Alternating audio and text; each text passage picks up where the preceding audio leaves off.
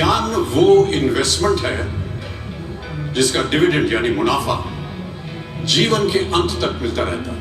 રાણી લક્ષ્મીબાઈ છે, પછી આપણા વલ્લભભાઈ પટેલ છે અને મહારાણા પ્રતાપ છે। मेरे विचार एप्रीहेंशन से नहीं ऑब्जर्वेशन से बनते हैं। I only have observations to learn from. So hello નમસ્તે, જય શ્રી કૃષ્ણ અને કેમ છો? તો ગાઈસ સ્વાગત છે તમારું બધાનું ફરી એક નવા વિડીયોમાં। તો ગાઈસ હાલ આપણે જે છે એ સિત્સર ખાતે ઉમિયાધામ ખાતે છીએ અને અહીંયા જે સવા શતાબ્દી મહોત્સવ યોજાઈ રહ્યો છે અને ખાસ અહીંયા 600 વીઘાની અંદર જે છે એ મહોત્સવનું આયોજન છે। તો આ વિડીયો આપણો પાર્ટ 2 હશે। પાર્ટ 1 જો ન જોયો હોય તો આની પહેલાંનો વિડીયો છે, જોઈ લેજો। અને અત્યારે હાલ જે આપણે જગ્યાએ ઊભા છીએ જબરદસ્ત મોટું ગ્રાઉન્ડ છે અને અહીંયા સરસ મજાની માની મૂર્તિ છે અને ખાસ 5-6 ડોમ એવા બનાવેલા છે જે આપણો જીવનનો સાર કહી જાય છે, જેમાં આપણા જે 4 વેદો છે, સામવેદ છે, ઋગ્વેદ છે, અર્થવેદ છે અને યજુર્વેદ છે, એ બધાના અલગ અલગ ડોમ બનાવેલા છે જેની અંદર આપણે જીવન કઈ રીતને જીવવું, વ્યસન મુક્તિના જે છે એ બધું ટોટલી વસ્તુ અંદર કવર કરેલી છે। તો આપણે ત્યાં જઈ અને જોવાનું છે। ગાઈઝ આ પેલો જે દિવ્ય દર્શન ઋગ્વેદનો ડોમ છે અને આ બીજો છે એ દિવ્ય જીવન દર્શન સામવેદ છે, પછી થર્ડમાં યજુર્વેદ છે અને છેલ્લે લાસ્ટ અર્થવેદ છે। તો આપણે 1 બાય 1 જે બધા ડોમ છે એની અંદર જીવન કઈ રીતના જીવવું એ પ્રત્યે ઘણા જ બધા જેમ કહેવાય કે નાટકો હશે, પ્રવૃત્તિઓ હશે, એક્ટિવિટી જે પણ હોય આપણે અંદર જઈને જોઈશું। ફર્સ્ટ ઓફ ઓલ આપણે છે ને દિવ્ય જીવન દર્શન સામવેદ એની અંદર જઈ અને જોઈશું કે કઈ રીતના છે બધું। આ રીતના લાઈનમાં જવાનું છે આપણે।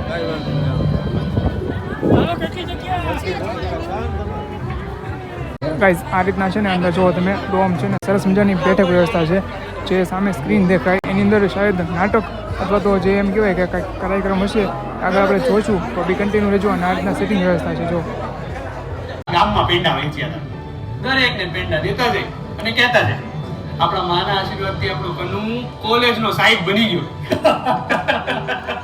એ દિવસે હું, બા અને બાપુજી રાતે બેઠા હતા ત્યારે ભાઈએ મને કીધું કે બેટા કનું આજે તે આપણા દુઃખના દાડા પૂરા થયા અને તે અમારું ખોયડું ઉજાડ્યું। એ તો કે જ ને, તું આપણા ગામનો પહેલો પ્રોફેસર હતો। પણ મારા બાપુજી કે છે હા એટલે મોરબીમાં ચાલુ થઈ એના થોડા સમય પછી ગોંડલમાં શરૂ કરવાની વાત ચાલતી હતી, પણ એ સમયમાં એટલા રૂપિયા ભેગા કરવા પણ બહુ અઘરા હતા। ત્યારે કુલકીના ગોવિંદ બાપા તરીકે ગોવિંદભાઈ ભગવાનભાઈ વાછાણીએ 7,000 રૂપિયાનું દાન આપીને ત્યાં શાળા ચાલુ કરાવી હતી। 7,000 એ જમાનામાં? હા, અને વાત અહીંયા જ પૂરી નથી થઈ જતી, હવે તો વાત ચાલુ થઈ। પછી ઉપલેટામાં ભુવન ગોકળ કન્યા છાત્રાલય બની અને પછી मेरे विचार एप्रीहेंशन से नहीं ऑब्जर्वेशन से बनते हैं। I only have observations to learn from. शिक्षा का महत्व मैंने बचपन से ही देखा है। मेरे माता पिता का मानना था कि ज्ञान वो इन्वेस्टमेंट है जिसका डिविडेंड यानी मुनाफा जीवन के अंत तक मिलता रहता है।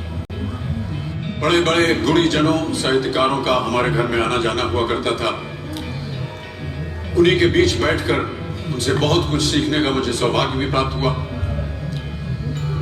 मैं ऐसा मानता हूं कि एक सामान्य जिंदगी जीने के लिए इंसान को रोटी, कपड़ा और मकान के अलावा अगर किसी चीज की सबसे ज्यादा जरूरत होती है तो वो है शिक्षा, एजुकेशन।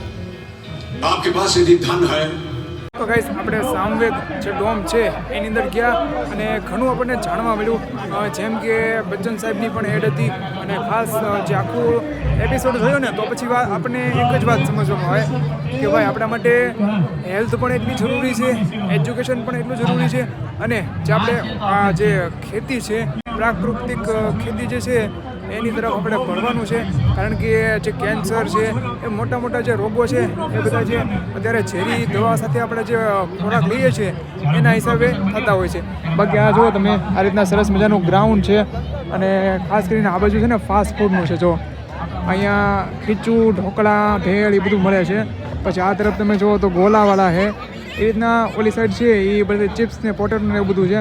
બાકી ખાસ કરીને તમે છે ને આ જોઈન્ટ ડોમ આવો એટલે લગભગ તો ભૂખ્યા થઈ જાઓ, કારણ કે છે ને 20થી 25 મિનિટનો સમય તમે અહીંયા જે છે એ અંદર બેસવાનો હોય છે અને પછી જે એપિસોડ પૂરો થાય પછી આપણે બહાર નીકળવાનું. તો હાલો થોડોક આપણે નાસ્તો કરી લઈએ અને બાકી સરસ મજાનું ગ્રાઉન્ડ છે, સામે સેલ્ફી પોઈન્ટ પણ છે અને સામે સેલ્ફી સ્ટિકથી આપણે વિડીયો શૂટ કરી એવું પણ છે.